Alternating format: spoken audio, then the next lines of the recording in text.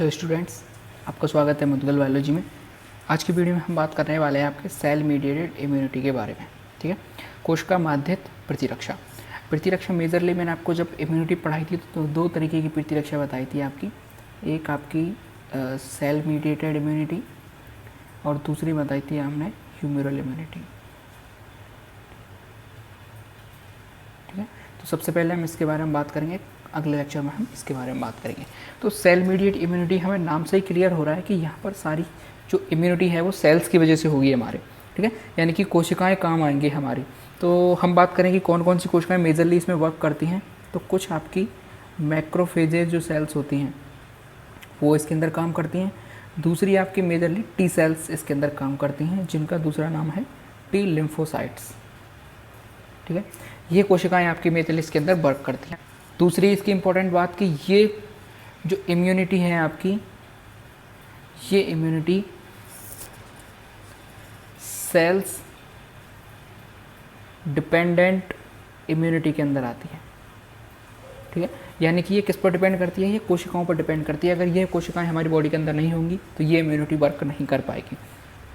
कौन सी सेल्स पर ये डिपेंड करती है, ये टी सेल्स पर डिपेंड करती है, यानी कि टी कोशिकाओं पर ये आश्रित है ये इम्यूनिटी। ठीक है, टी सेल्स मैंने आपको बताई थी जब टी लिम्फोसाइट पढ़ाया था, तो बहुत तरह की टी कोशिकाएं पाई जाती हैं। टी सी सेल यानी कि T cytotoxic cell, T helper cell, ये सारे टी सेल्स के टाइप मैंने बताए थे आपको। टी सप्रेशर सेल और एक था आपका मेमोरी सेल्स। ठीक है, तो ये टी कोशिकाएं हैं। इनमें से कोशिकाएं आपकी मदद करती हैं किसमें, सेल मीडिएट इम्यूनिटी के बारे में। हम इसको सीधे एक डायग्राम के थ्रू समझते हुए चलते हैं कि किस तरह से वर्क करती है। मान के चलिए हमारी बॉडी के अंदर कोई एंटीजन एंटर कर चुका है।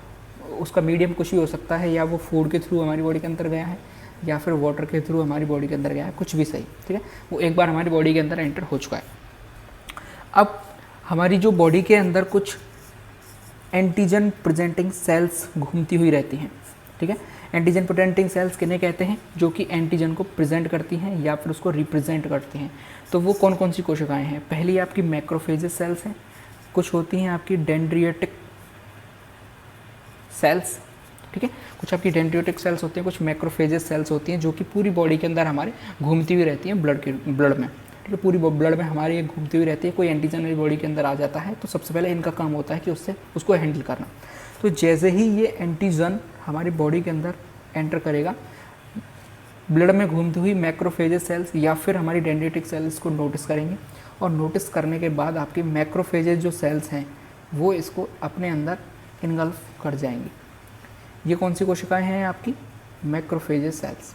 ठीक है, जैसे ही ये इसको एंटर करेंगे, यानी कि ये इसको खा जाएंगे, अपने अंदर इसको एंटर करा लेंगे। ये इसके अंदर मैक्रोफेजेस कोशिका के अंदर क्या एंटर हो चुका है, एंटीजन इन्होंने एंटर करा लिया है अपने अंदर। मैं इस एंटीजन को दूसरे कलर के पेन से बना देता हूँ। ये मान के चलिए एंटीजन है, बॉडी के अंदर आ चुका है। सॉरी, ये एंटीजन मैक्रोफेजेस सेल्स के अंदर आ चुका है। अब क्या होगा, मैक्रोफेजेस सेल्स के अंदर एक एंजाइम पाया जाता है जिसका नाम है लाइसोजाइम। लाइसोजाइम एंजाइम इसके अंदर पाया जाएगा। इसका काम क्या होता है, लाइसोजाइम एंजाइम किसी भी एंटीजन को या किसी भी फूड पार्टिकल को, कोई भी चीज़ हो, उसको छोटे छोटे पीसेज में आपका तोड़ देता है। ठीक है, तो इसने क्या किया, एंटीजन को छोटे छोटे पीसेज में तोड़ना शुरू किया और लास्ट तक इसमें छोटे छोटे पीसेज में मैक्रोफेजेस सेल्स के अंदर इसने तोड़ दिया। अब अगला स्टेप क्या होगा कि मैक्रोफेजेस सेल्स क्या करेगी, एंटीजन के एक किसी पार्टिकल को लेगी और इसके ऊपर रिसेप्टर्स पाए जाते हैं। कुछ जितने भी एंटीजन प्रेजेंटिंग सेल हैं इनकी बॉडी पर रिसेप्टर्स पाए जाते हैं, तभी तो ये किसी चीज़ को प्रेजेंट कर पाएंगे या फिर रिप्रेजेंट कर पाएंगे। तो ये क्या करेगी आपकी, इसकी बॉडी के अंदर ये एंटीजन पड़ा हुआ है, इसके छोटे छोटे पीसेज हो चुके हैं। तो ये क्या करेगी, एक पीस को आपके बाहर की तरफ रिप्रेजेंट करेगी। ठीक है, एक पीस को आपके बाहर की तरफ रिप्रेजेंट करेगी। किसको दिखा रही है ये कोशिका, ये जो मैक्रोफेजेस सेल्स है आपकी, ये एक एंटीजन के पार्टिकल को रिप्रेजेंट कर रही है या दूसरे सिग्नल दे रही है किसी सेल को। तो सेल कौन सी है जो कि इसकी सिग्नल को कैच करेगी, वो सेल है आपकी टी सेल। टी सेल भी बॉडी के अंदर घूम रही है। इनकी बॉडी पर भी ऐसे ही कुछ रिसेप्टर्स पाए जाते हैं। ठीक है, इनकी बॉडी पर रिसेप्टर पाए जाते हैं। जैसे ही इसको ये एंटीजन दिखाई देगा, ये कोशिका इसके पास आ जाएगी टी सेल, और टी सेल इस पर आकर ऐसे जुड़ जाएगी। ठीक है, ये टी सेल इस पर आकर जुड़ चुकी है, ये टी सेल है। अब ये दोनों आपस में क्या करेंगी, इंटरेक्ट करेंगी। इंटरेक्ट इनके बीच में कैसे होता है, देखिए हम ह्यूमंस हैं तो ह्यूमंस में तो इंटरेक्ट होता है, हमारी जो भाषा है उसके थ्रू हम कन्वर्सेशन करते हैं, लेकिन इनमें कन्वर्सेशन कैसे होता है, केमिकल्स के थ्रू इनके अंदर कन्वर्सेशन होता है। तो कुछ तरह के केमिकल्स आपकी मैक्रोफेजेस कोशिका रिलीज़ करेगी और कुछ आपकी टी सेल्स रिलीज़ करेगी, जिससे कि दोनों आपस में कन्वर्सेशन करेंगे। अब क्या होगा, यहाँ पर ये दोनों जुड़ चुके हैं आपस में, तो एक कॉम्प्लेक्स बनेगा जिसका नाम है MHC सेकेंड कॉम्प्लेक्स। ठीक है, इसकी फुल फॉर्म है आपकी मेजर हिस्टो कॉम्पेटिबिलिटी कॉम्प्लेक्स। ठीक है, मेजर हिस्टो कॉम्पेटिबिलिटी कॉम्प्लेक्स, ये MHC सेकेंड यहाँ पर बन जाएगा जब टी सेल के जो रिसेप्टर है वो और मैक्रोफेजेस सेल के रिसेप्टर आपस में जुड़ जाएंगे। ठीक है, ये दोनों जुड़ जाएंगे आपस में। अब इनके बीच इंटरेक्शन होगा, यानी कि ये दोनों आपस में बातचीत करेंगे, और बातचीत करने के बाद अब क्या होगा, आपकी जो टी सेल है, ठीक है, टी सेल को केमिकल के थ्रू या फिर हम कहें इंटरेक्शन इन दोनों के बीच हो चुका है, तो मैक्रोफेजेस ने क्या बोला कि हमारी बॉडी के अंदर एंटीजन घुस चुके हैं, अब हमें किसी ना किसी तरह से अपनी बॉडी को बचाना है। तो ये टी सेल को निर्देश देगी या फिर टी सेल को ये बात बताएगी। टी सेल क्या करेगी, टी सेल आपका एक दूसरा केमिकल रिलीज़ करेगी, उस केमिकल का नाम है आपका इंटरल्यूकिन फर्स्ट। ठीक है, केमिकल्स के बीच में इनकी बातचीत चलती रहती है केमिकल्स के रूप में, तो ये एक केमिकल रिलीज़ करेगी इंटरल्यूकिन 1। इंटरल्यूकिन 1 जैसे ही टी सेल रिलीज़ करेगी तो वहाँ पर कौन सी सेल आ जाएगी, आपकी टी हेल्पर सेल। अब तक टी हेल्पर सेल आपकी इनएक्टिव फॉर्म में थी, जैसे ही इंटरल्यूकिन 1 टी हेल्पर सेल के पास जाएगा, ये हो जाएगी आपकी एक्टिवेटेड फॉर्म। ठीक है, अब आपकी टी हेल्पर सेल एक्टिव हो चुकी है। अब क्या होगा, देखिए टी हेल्पर सेल क्या करती है, मैंने जब आपको टी लिम्फोसाइट्स पढ़ाए थे तो वहाँ पर मैंने आपको बताया था कि टी हेल्पर सेल आपकी हेल्प करती है किस में, बी सेल को एक्टिवेट करने में, और आपकी दूसरी टी साइटोटॉक्सिक सेल्स को एक्टिवेट करने में। तो टी हेल्पर सेल क्या करेगी, अब आपकी एक दूसरा केमिकल रिलीज़ करेगी, उस केमिकल का नाम है इंटरल्यूकिन 2।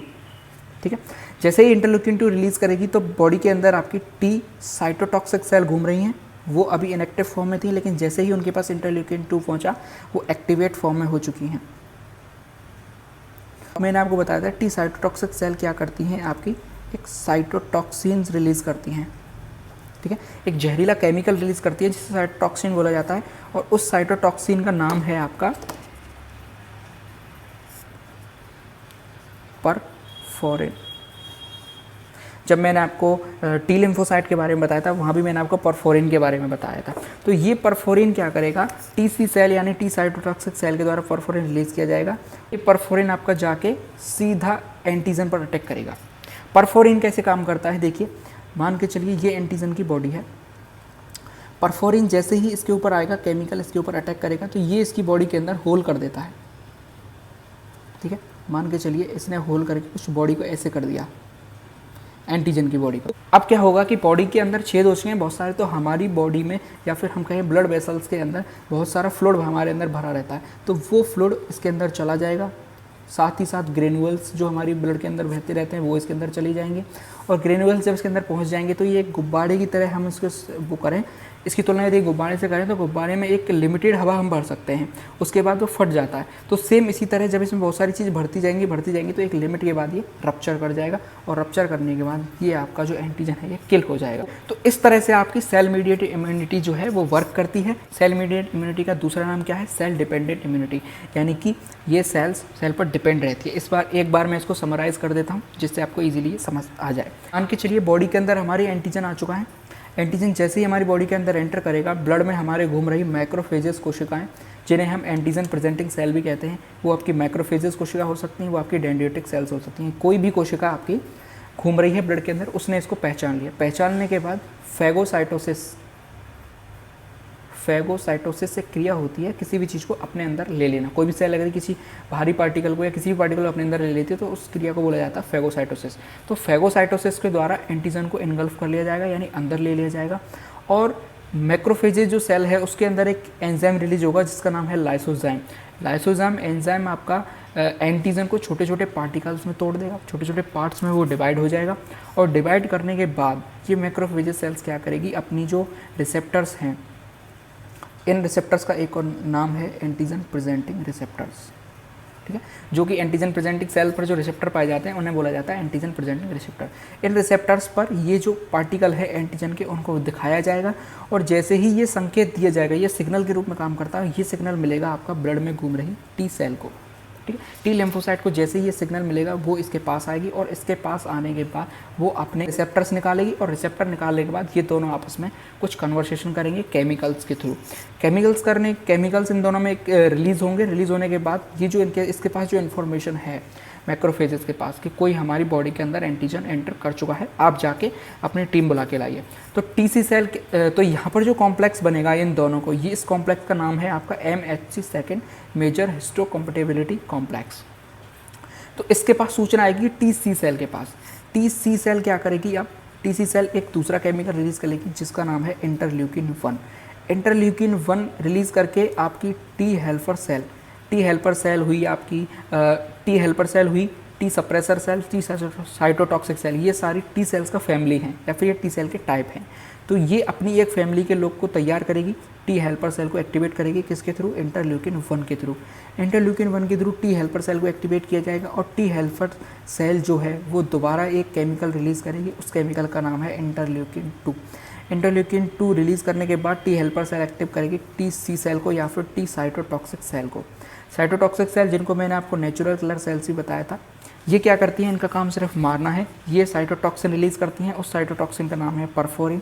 परफोरिन केमिकल जाके आपका एंटीजन पर जाके काम करेगा और एंटीजन पर जाने के बाद उसकी जो सेल वॉल या सेल मेम्ब्रेन है उसमें पोर्स कर देगा, उसमें छेद कर देगा और छेद करने के बाद उसमें जो भी बॉडी फ्लूइड हमारा है वो उसके अंदर भरने लगेगा और भरने के बाद एक स्थिति ऐसी आएगी कि वो फट जाएगा, ठीक है।